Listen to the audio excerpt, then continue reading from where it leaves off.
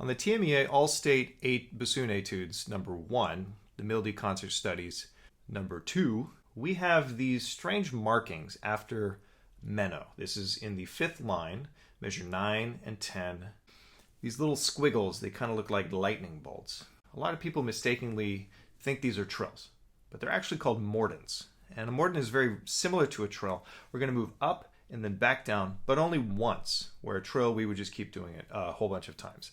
So on our mordents, the rules for what note we go to still apply, just like with a trill. We're going to go to the next note up in a key signature. So it's not the next note up in a half step or a next note up in a whole step. It's whatever the key signature says. So looking at the first measure, our first mordent is written on a B. The key signature says the next note above it is a C. So we're going to move B to C right here, okay? And we're going to, at this slow tempo, sort of feel a triplet rhythm. And I'm starting at the beginning of the measure.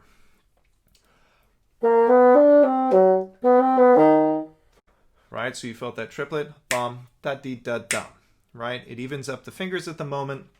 As we go faster, that mordent sound will get a little tighter. The next one is written on a B, so it goes to C as well. The third one, same thing, B to C. Fourth one is written on a B in the staff. Motion is still the same. Then we get to this marking with an E natural. On the mordent, there's a sharp sitting above it because in the key we would go to an F, but Mildy would like us to go to an F sharp instead. And so we have to change how we're going to play that. There's a trill key, and we're going to use the trill key to play this note. It's going to sound a little gross and nasal right now, but when we put this in full tempo, we're not going to hear it. It's going to be a lot easier than if we fully finger it. And then the final mordent in our first measure is a G. G to A, because that's what's in the key signature. All right, so the whole measure.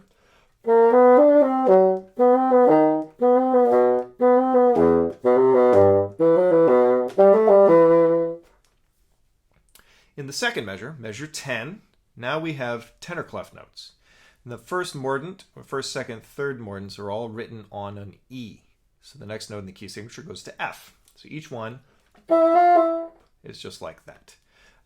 When we get to the second half of the measure, which goes on to the next part of the next line, we have another E, which is just E in the staff to F, A to B from the key, and C to D.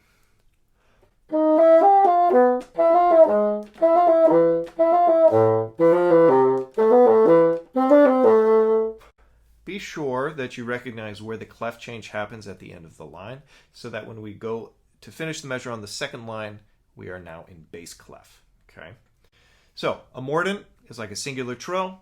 It's not terribly complicated. Just play it like a triplet, move the fingers evenly, and go to the note above the written note in the key. And you should handle this pretty fine.